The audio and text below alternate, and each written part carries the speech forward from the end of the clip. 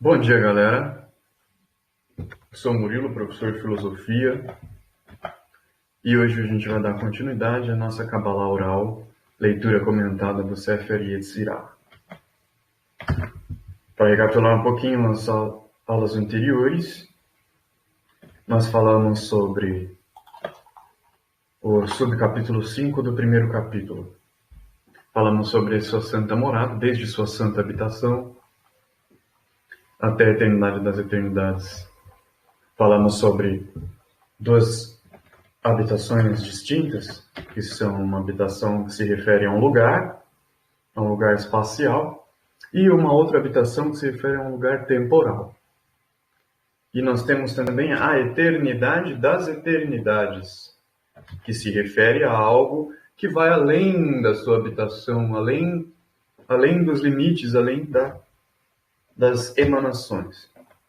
Então nós temos uma habitação interna, que se refere às Sefirot, que se refere à árvore da vida, e nós temos a habitação exterior em relação à árvore da vida, que vai além das manifestações, além das Sefirot, que se trata de algo limitado e infinito.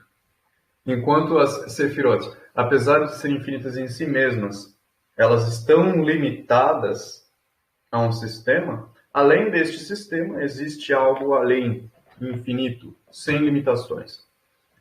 Agora nós vamos continuar falando das Sefirot, só que de uma forma diferente. Vamos falar agora sobre o seu fluxo, sobre o seu movimento, sobre a sua manifestação. O subcapítulo que vamos ler agora é este. 10 Sefirot do nada. Sua visão é como a aparição do relâmpago. Seu limite não tem fim, e sua palavra nelas está correndo e retornando. Apressam-se, precipitam-se a seu dito como um furacão, e diante de seu trono elas se prostram. Então as 10 Sefirot, os 10 mandamentos, nós temos a visão delas como um relâmpago, a aparição de um relâmpago. Então é algo que aparece de um relance e depois desaparece. E isso é a principal aspecto do relâmpago que vamos relacionar às Sefirot. Seu limite não tem fim, porque não estamos descrevendo de unidades, não estamos nos referindo a unidades, 10 unidades, mas sim a 10 medidas. Então são 10 medidas de uma mesma coisa. Essas 10 medidas são delimitações daquilo que é infinito. Então a Sefirot, como manifestação do infinito, são a delimitação do mesmo.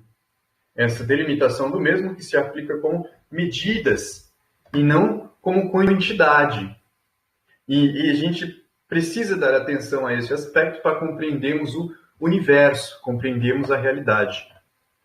Porque só vamos compreender a realidade à nossa volta sem a confusão se compreendermos o que significa esta unidade, o que significa essas medidas, essa delimitação, essa ordenação do cosmos em medidas e não em quantidade.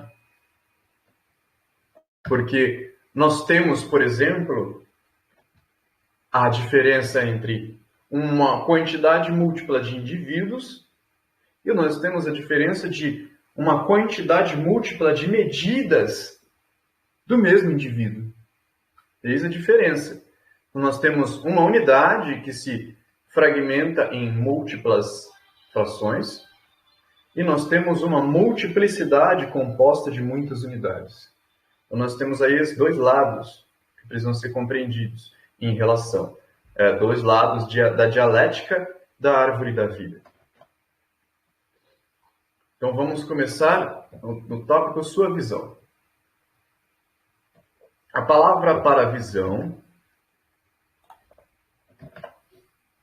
é aqui tsefiá, que geralmente denota uma visão mística ou profética. Os Rekalot, um antigo texto místico que pode ser contemporâneo do Sefer Yetzirah, fala da visão tsefiá da Merkabah. A Merkabah é a carruagem divina da visão de Ezequiel. E a palavra empregada para denotar a experiência mística em seus mais altos níveis. Então vamos lá. Aqui fala sobre a Merkabah. Merkabah ou Merkabah.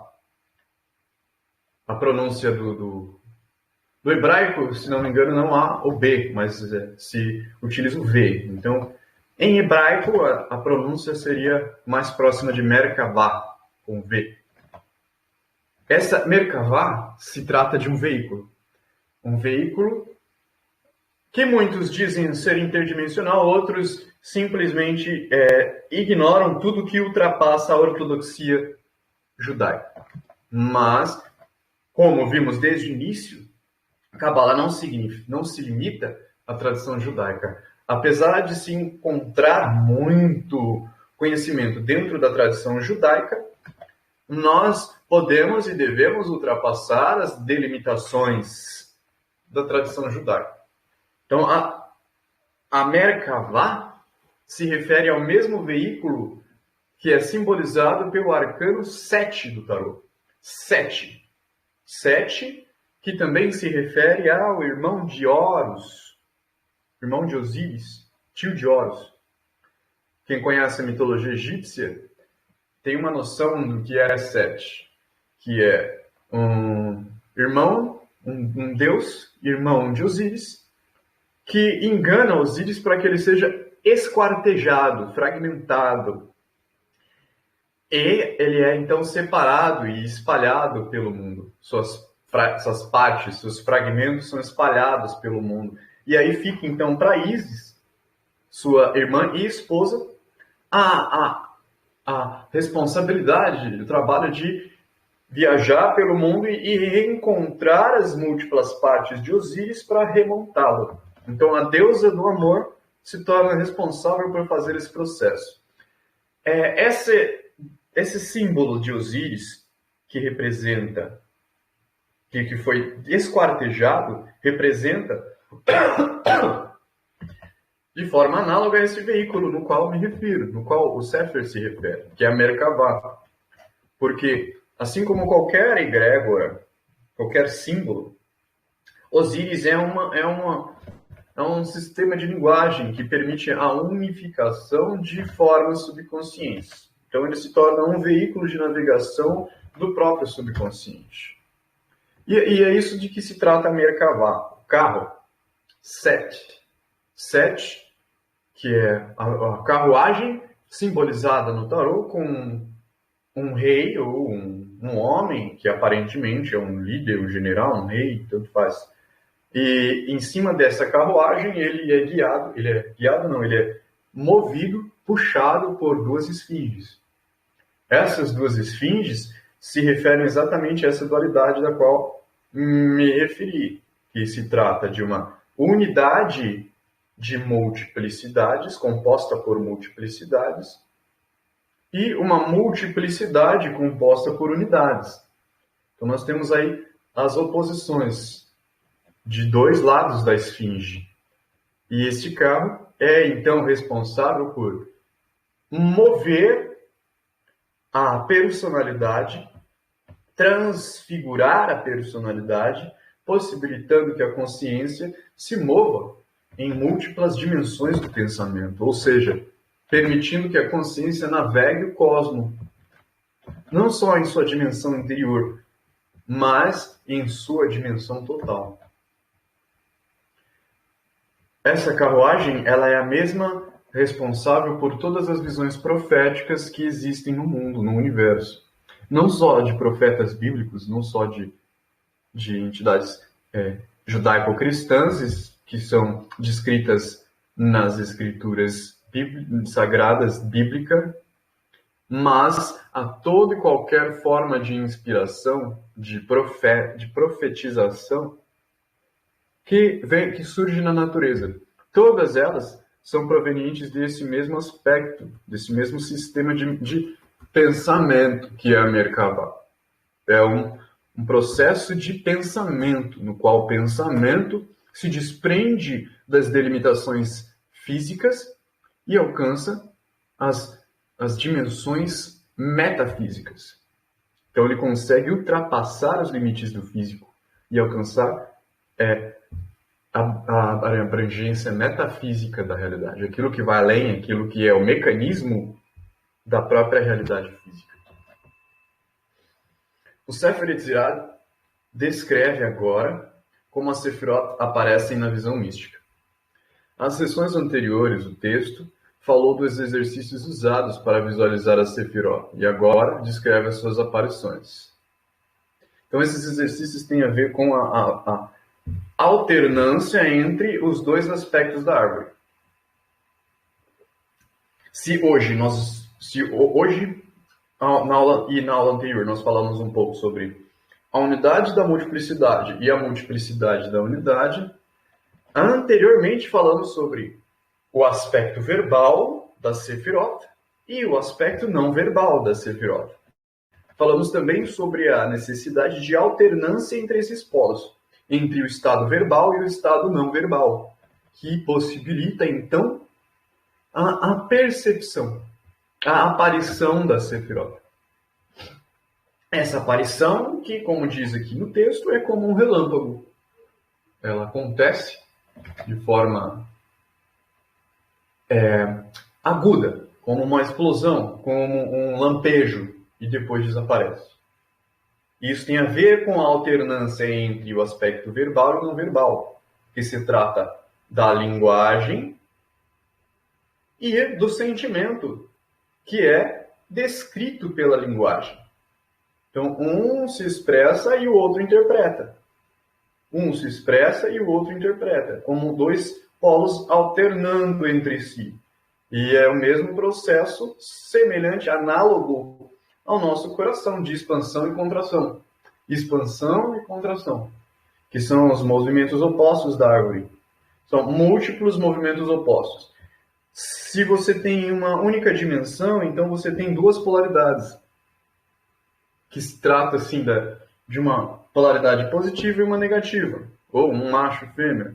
Só que essa dimensão é limitada, é uma dimensão. Nossa realidade possui múltiplas dimensões. Então nós temos a Merkavá como a síntese, o equilíbrio de múltiplas dimensões, não só de duas. No caso, são 3 dimensões, que formam 6 polos. Esses 6 polos a gente enxerga no hexagrama. O hexagrama é a estrela de 6 pontas, a estrela de Davi. E no centro dessa estrela de 6 pontas, nós temos um 7º ponto. É um ponto setentrional, é um norte. Esse norte que se encontra no centro da estrela de 6 pontas é exatamente a Hiperbórea, a Terra Hiperbórea, da raça Hiperbórea, descrita por Blavatsky e perseguida pelos nazistas de forma distorcida.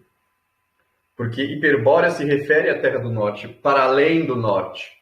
Então, o núcleo do hexagrama, que equilibra as 3 dimensões, abre uma espécie de portal, entre aspas, um portal, que nos leva além do Norte. Então, o norte que guia o nosso universo, o ideal norte que guia o nosso universo, vem de além do norte. É uma força de atração que vem além do norte. E esta força, ela se trata de um equilíbrio entre as dimensões. O Bahir, outro texto muito antigo, explica que a palavra tsefiá, derivada da raiz tsafá, indica que alguém está olhando para baixo de uma grande altura. Na sessão anterior, o Sefer Yetzirah falou das Sefirot como 10 profundidades. Quando se olha uma profundidade, geralmente está se olhando para baixo. Nos Rekalot, frequentemente se descreve a experiência mística como uma descida, e é chamada descida para Merkavá. Então nós falamos o Bahir, que é um texto judaico também, semelhante ao Sefer, que se trata de Kabbalah, fala sobre as 10 profundidades da Sefirot. Então nós temos as profundidades da Sefirot, nós temos aqui a árvore de sefirótica. suas 10 profundidades. Então nós mergulhamos, nos aprofundamos e nos interiorizamos em busca desta Merkabah. Esta interiorização é um processo de compreensão, um processo associado à Binah, a terceira Sefirot, que se aplica à energia centrípeta de coagulação, de atração. Essa energia que leva a nossa consciência à introspecção, que faz com que ela mergulhe no subconsciente até o inconsciente. E vai ser lá no fundo, lá embaixo, que ela vai encontrar, então, a Merkabah. A Merkabah. Essa descida para as 10 profundidades, ela é uma descida introspectiva. Introspecção de consciência. E essa introspecção de consciência, ela é semelhante ao mito grego do mergulho ao Hades, da viagem para o Hades. Nós temos o Hades na mitologia grega como um submundo, aquilo que está abaixo da nossa realidade normal. Este Hades que é guardado por um cão de 3 cabeças. Então nós temos o herói, o músico Orfeu, que perde a mulher amada para a morte. E então ele vai até o Hades em busca da sua alma. E com a sua lira, com a sua música, ele consegue então encantar os Cerberus, encantar o cão de 3 cabeças, e conseguir arrastar. Ele consegue a permissão de Hades, o deus dos mortos, e Perséfone, sua esposa, para levá-la, a amada, para fora do Hades, para ressuscitar sua amada. No entanto, acontece coisas que acabam impedindo que ele consiga realizar isso. E este mito fala sobre isso, sobre esse movimento de introspecção até a Merkabah. Outro mito semelhante a este processo de introspecção da Merkabah, ou seja, mergulho nas profundidades, é o vitriol dos alquimistas.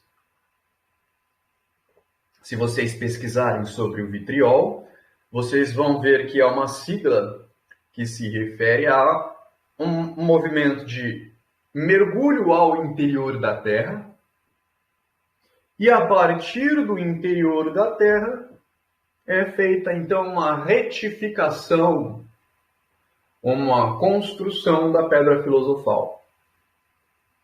Esta retificação é semelhante também ao mito do jogo Diablo. Para quem gosta de videogame, RPG, o Diablo tem uma história semelhante, no qual o próprio Diablo tenta reconquistar o cosmo a partir do inferno. Então ele começa desde sua profundidade, lá no inferno, e ele vai subindo gradualmente para conquistar os portões do céu, para invadir os portões do céu. E isso também é análogo a este processo de introspecção da consciência.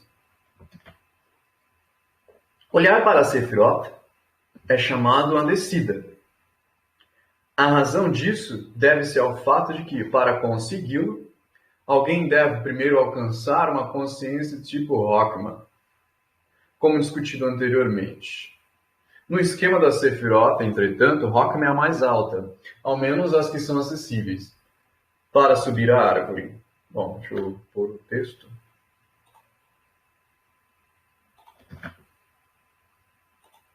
Aqui.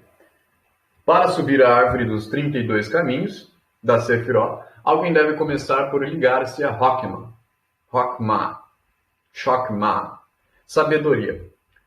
Quando isso é conseguido, olha-se para baixo para as demais Sefirot. Só então se começa a subir pela Sefirot, iniciando pela mais baixa. Então essa visão de Rockma como um relâmpago é um pré-requisito para se alcançar essa Merkabah. Por que Rockman? Como vimos anteriormente, nos vídeos anteriores, Rockman se trata de uma consciência expansiva, centrífuga e sentimental. Não se trata de algo verbal, não se trata de algo linguístico, mas se trata de energia, se trata de sentimento. Então é o sentimento em seu estado puro. A energia em seu estado puro. E essa energia em seu estado puro é quando falamos do ponto no coração. Então, quando falamos que para compreender a Kabbalah, para entender a Kabbalah, é um pré-requisito que se tenha um ponto no coração, estamos falando da centelha do espírito, ou a substância espiritual. Esta substância espiritual, ela é a percepção em primeira mão da realidade. Esta percepção em primeira mão da realidade é o que chamam de intuição. A intuição que vem do coração. Não é uma intuição já verbalizada na mente, mas uma intuição virgem, virginal, pura, que se trata de um aspecto não verbal. E esse aspecto ele se mostra como um relâmpago, porque ele se apresenta de forma inusitada e depois desaparece. Mas por que isso acontece? Porque ele se apresenta de forma expansiva e depois desaparece. Isso ocorre exatamente pelas outras sefirot que coagulam este aspecto de expansão, gerando então uma interpretação linguística. Então, para que nós consigamos alcançar a Merkavá, para nós subirmos esses 32 caminhos, a gente precisa primeiro nos ligarmos a Rockman. Conseguimos acessar este relâmpago, que é também análogo ao trovão de Zeus, o trovão de Tupã, o trovão de Thor, de Odin, tanto faz. Se trata de uma energia pura. E a partir da compreensão dessa energia, dessa força, que é análoga ao norte além do norte, aquilo que está além do norte, é que nós vamos conseguir, então, seguir esses 32 caminhos. E o que são esses 32 caminhos? Estes 32 caminhos são semelhantes aos 33 graus da maçonaria. 32 mais 1. Esses 32 graus da maçonaria se tratam de uma expansão da consciência. Se trata de um desenvolvimento vibracional da consciência e não de graus institucionais de uma empresa que exige certos requisitos de seus membros para lhe dar certo grau hierárquico. Não se trata disso.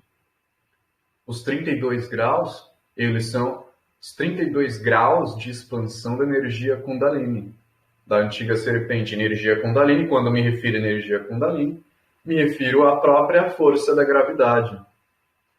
Essa força da gravidade, que é um dos aspectos do eletromagnetismo. É uma força elemental, uma força natural, uma força espiritual. E essa força, ela começa como uma centelha, como Rockman, como um ponto de luz. E esse ponto de luz se expande ao infinito e contrai-se e contrai ao infinito. Essa expansão deste ponto de luz se refere a oitavas vibracionais.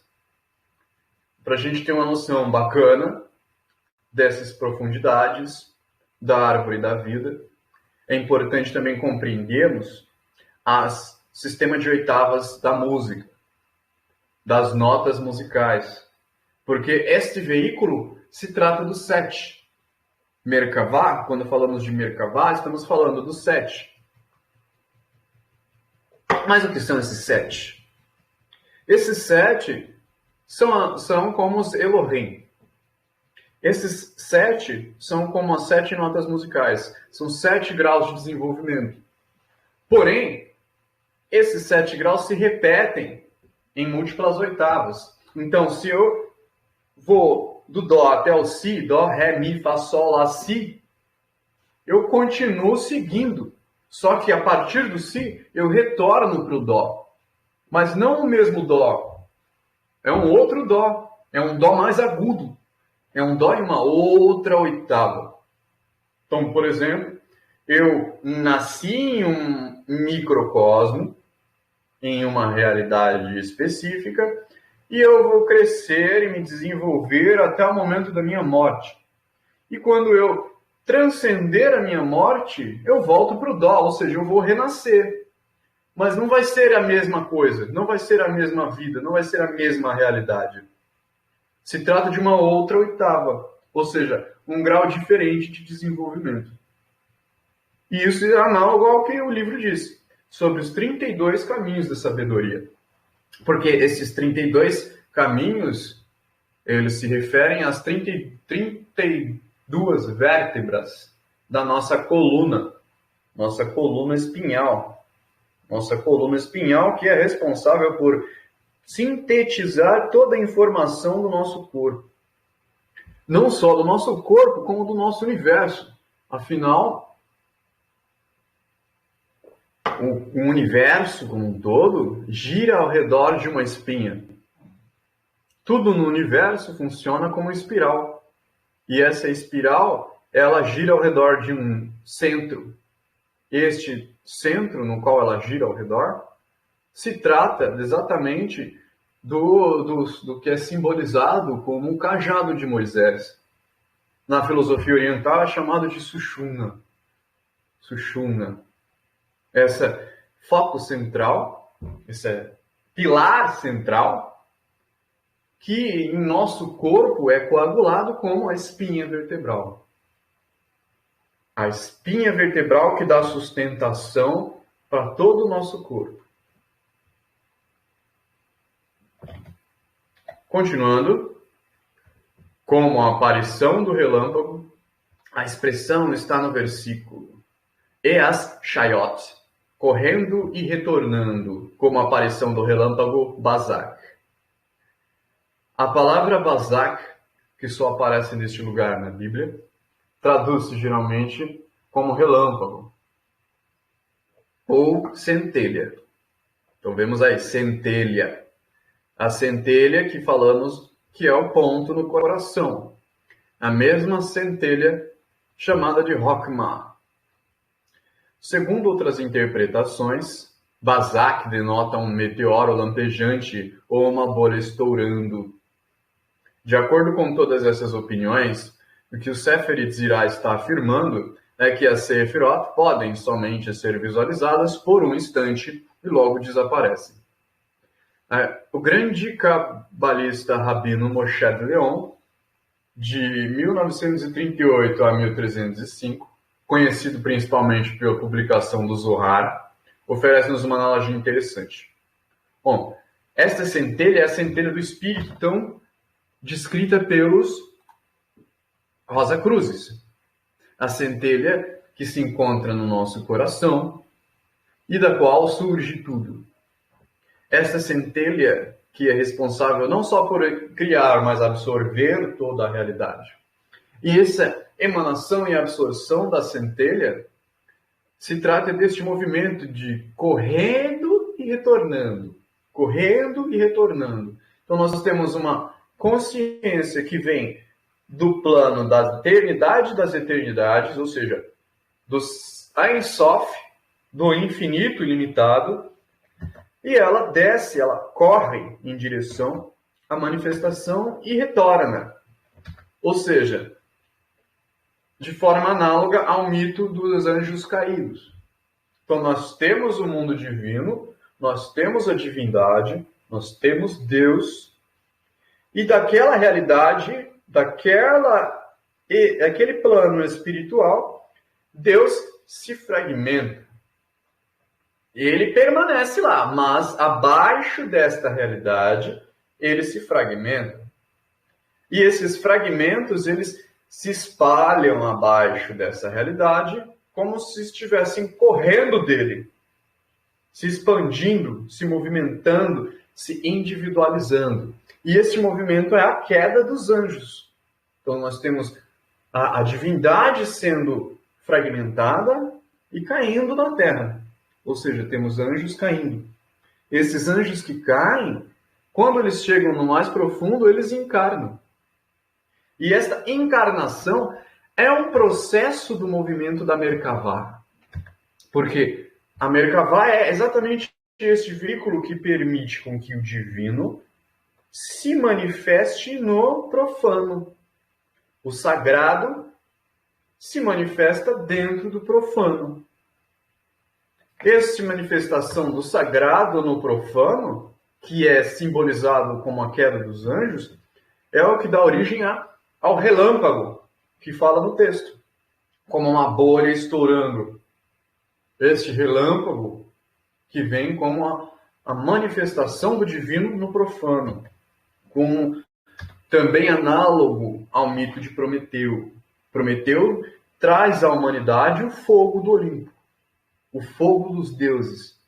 Esse fogo que o mito se refere, o qual Prometeu traz do Monte Olimpo até a humanidade, é exatamente análogo a esta bolha estourando de Rockma, esta centelha carregada por Prometeu e entregue à humanidade. E Prometeu é, então, semelhante a Lúcifer, semelhante aos anjos caídos. Temos Prometeu como a principal personificação de Lúcifer no mito grego, na tradição grega, na mitologia grega. Nós vamos ver o mesmo aspecto, o mesmo arquétipo espalhado em todas as culturas. E cada uma delas se trata de um mito diferente, uma história diferente, mas que contém as mesmas características, contém os mesmos padrões. E percebendo, compreendendo esses padrões, a gente consegue compreender o arquétipo, consegue compreender o que está por trás de tais manifestações. O grande cabalista Rabino Moshe de Leon, que é conhecido principalmente pela publicação do Zohar, oferece-nos uma analogia interessante. Quando as Sefirot são contempladas em visão mística, a sua aparência é como a luz do sol refletida em uma parede de tigela de água. Uma vez que a tigela esteja completamente imóvel, a imagem refletida é clara. Porém, a mais ínfima vibração a faz romper-se e oscilar abruptamente. Então, lá no Gênesis, nós temos a descrição do estado primordial do cosmos como um espírito sobrevoando as águas. E isso é semelhante à visão da Sefirot, que aqui fala que elas aparecem como uma luz do sol refletida em uma tigela com água. Então, o exemplo básico, a gente pode pegar uma tigela, encher de água e colocar ela no sol. Se a água da tigela estiver parada, então a gente vai conseguir enxergar o reflexo do sol no fundo da tigela. Mas, se a tigela estiver com a água agitada, então a imagem será distorcida. A imagem do sol no fundo da tigela será distorcida. Então, da mesma forma, de forma análoga, é o nosso corpo manifesto na matéria. Nosso profano, que se trata daquilo que é inverso ao divino, é como a tigela que contém esta água. Esta água como um mediador entre o profano e o divino. E temos o sol análogo ao divino. Então, a conexão, a percepção, a reflexão do divino no profano, ou seja, a manifestação da centelha no corpo, depende da harmonia das ondas da água. Então vai depender de quanto a água está agitada ou não. Esta água como um mediador. Similarmente, em teoria, é possível uma visão clara da Sefirot, mas só se a mente estiver abruptamente tranquila e calma. O mais tênue pensamento exterior destrói a imagem completamente. Quando a mente se acha em um estado em que pode visualizar a Sefirot, as mais insignificantes distrações a perturbam. Então nós podemos assimilar isso aqui à tradição Zen, budismo Zen, por exemplo, que está sempre buscando a meditação e a contemplação em busca do Nirvana. Quando falamos de nirvana, estamos falando exatamente da luz do sol, entre aspas. Essa luz do sol, que é a luz da centelha. A forma como essa centelha se irradia. Porque o nirvana é um estado de consciência de não identificação. É um estado de consciência de unidade absoluta. É um estado homogêneo de consciência, em que todas as ondas da matéria se equalizam. E elas deixam de flutuar, deixam de se agitar. E esta não agitação é o que possibilita que a consciência contemple este estado nirvânico, este estado superior de consciência. Um estado de unidade absoluta ou calma tranquila. É o famoso Zen. Um Zen que é perturbado por qualquer insignificante distração exterior. Então, a menor perturbação externa bagunça, agita a água da tigela e impede que a luz do sol seja vista. Impede que a luz do sol seja contemplada.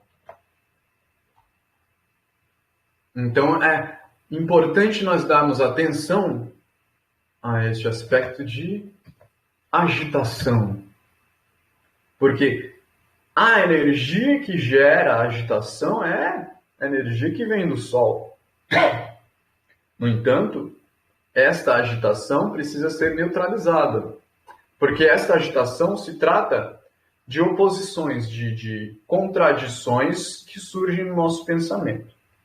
Essas contradições que surgem no nosso pensamento que gera uma distorção entre o divino e o profano. Uma distorção entre o indivíduo e o ambiente em que ele se encontra. Essa distorção que vem do desequilíbrio das dimensões. E isso se aplica ao desequilíbrio provocado pela mentira, ao desequilíbrio provocado pela distorção linguística. Porque nós temos dois aspectos. Temos um aspecto verbal e um aspecto não verbal. Certo? O aspecto não verbal, que é a centelha, é a verdade a ser contemplada. É a fonte do norte da realidade. É a fonte de toda a verdade. Então, qualquer agitação na água, ou seja, qualquer distorção verbal, oculta a centelha, oculta a consciência nirvânica. Ou seja, a nossa não percepção do absoluto, ou seja, a nossa não percepção do estado nirvânico, a não percepção do céu, é responsável pela distorção linguística gerada pela reflexão de nossos pensamentos, que são semelhantes a água da tigela que está agitada, dificultando a percepção do sol, da luz do sol. Eu vou ficar por aqui hoje, para não ficar muito cansativo, e nos próximos vídeos a gente dá continuidade. Nos próximos vídeos a gente vai falar sobre o seu limite não tem fim. Então vamos falar sobre as delimitações infinitas. Vamos falar também sobre sua palavra nelas está correndo e retornando. Vamos falar sobre este movimento de queda dos anjos. Esse movimento de queda e ascensão. Então nós temos o arquétipo de Lúcifer, que cai na matéria, portando a luz, portando o fogo dos deuses, como prometeu. E temos o movimento inverso, no qual ele retorna ao Monte Olimpo, levando de volta este fogo. Mas levando de volta este fogo não por arrependimento, mas porque ele cumpriu o seu trabalho. Ele fez o que deveria ter feito. Porque ao estudarmos o mito de Prometeu, vamos entender que ele via à frente. Ele enxergava à frente. Diferente do seu irmão Epimeteu, que não enxergava à frente.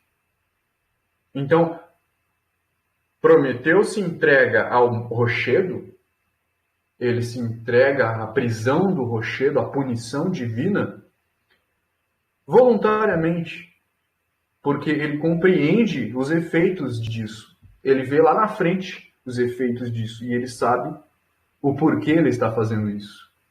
Então, apesar de estar sendo punido, apesar de estar sendo condenado por Zeus, ele age da mesma maneira, porque ele sabe até mesmo além de Zeus.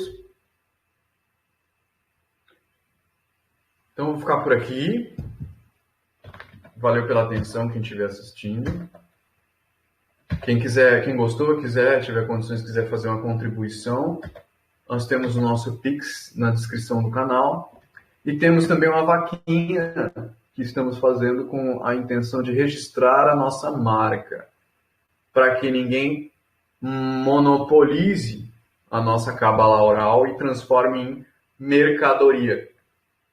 Então, para que ninguém a transforme em mercadoria, nós vamos transformá-la em uma mercadoria. Só que essa mercadoria que vamos criar tem certos requisitos de quem irá utilizá-la. Então, pelos direitos autorais, ninguém poderá vendê-la.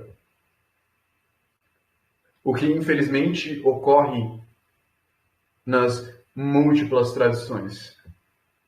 Se tornam produtos de venda, se tornam mercadorias. E transformar a filosofia, o conhecimento cabalístico em mercadoria é exatamente o que destrói todo o valor dele.